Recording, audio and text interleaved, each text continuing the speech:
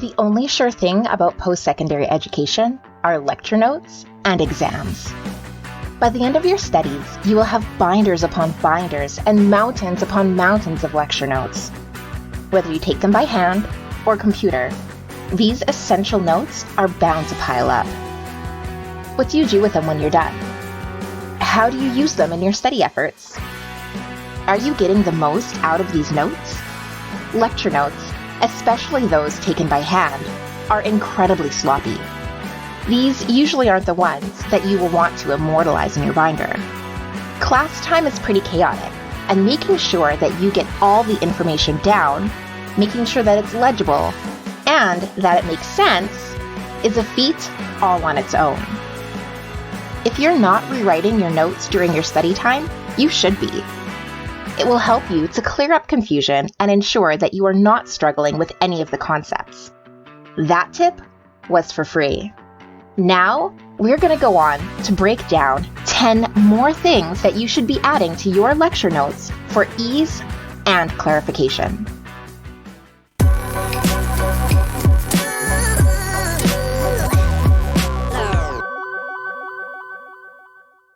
If this is your first time here, please hit that subscribe button to keep up to date with all our fresh content. If you like learning with us and growing your mind, please give us a thumbs up. This small show of support helps us out so much and also allows others to find our content easier when they need it. So go ahead and pay it forward. Diagrams. Diagrams are the best way to describe and relay information. Making your own diagrams and labeling them can help to illustrate difficult concepts or how two topics are interlinked. They are also second to none in establishing unique relationships and complicated processes. Anywhere possible, do your best to insert a diagram, even simple ones.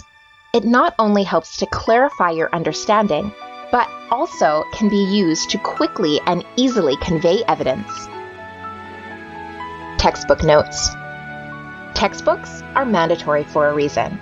It will help to communicate and describe the concepts under study in a different way than your professor. Having several different ways of phrasing and explaining ideas is beneficial to establishing a full understanding. Textbooks also provide many examples and diagrams to add further clarification. Finally, questions posed in your textbook are a good indication of essential theories and will have you thinking critically. Explanations about the answers are a good thing to add to your lecture notes to make sure that you really understand what it is they're trying to relay. Read through your textbook and add vital points in your own words to your lecture notes to develop a deeper understanding of the concepts. Tutorial and lab notes. Labs and tutorials usually loosely follow the lecture material. While they often have their own workloads, do not forget that their purpose is to supplement the information that you are learning in the lecture. Add and link relevant information from your lab to your lecture notes. Any examples or diagrams that you can translate to both materials can be added as well. Using lab examples in lecture assignments or exams can help to prove that you're able to consolidate the teachings of both. Rephrase in your own words.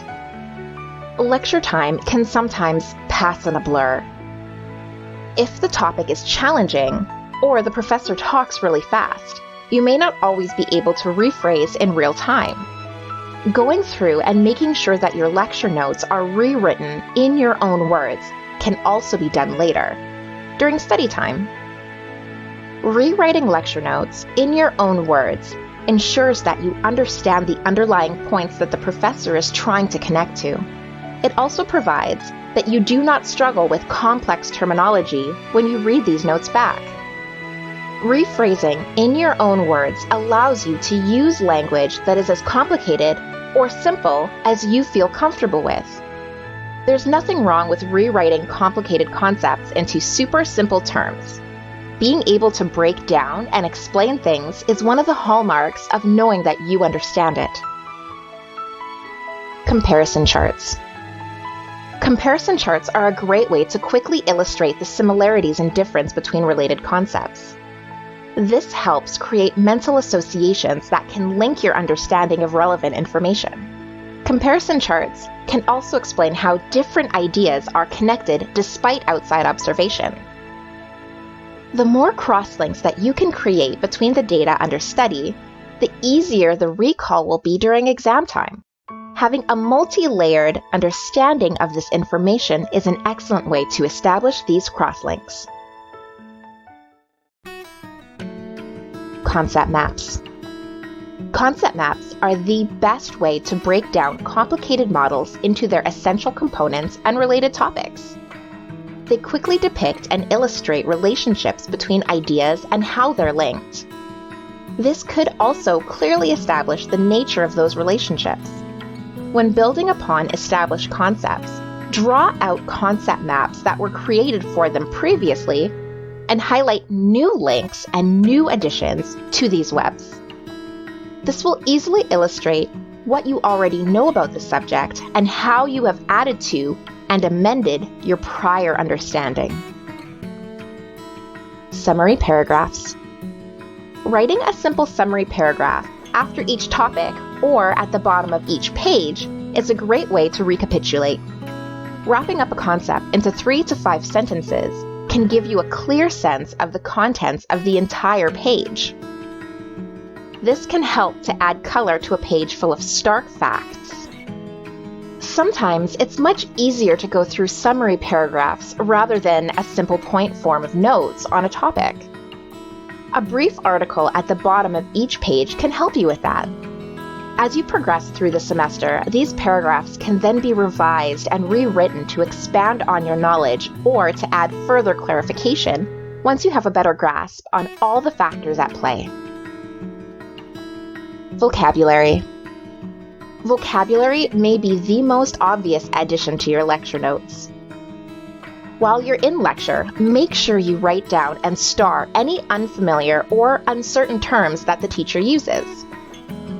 If they lay out terminology or write it on the whiteboard, that should be written down verbatim. Later on, when you rewrite your notes, you should be going through and making sure to further define in your own words all of this terminology. This is perhaps one of the most important things to add to your lecture notes. Having a solid understanding of the language of the course is imperative. Some words will repeat themselves throughout your post-secondary career and have several different meanings based on context and subject.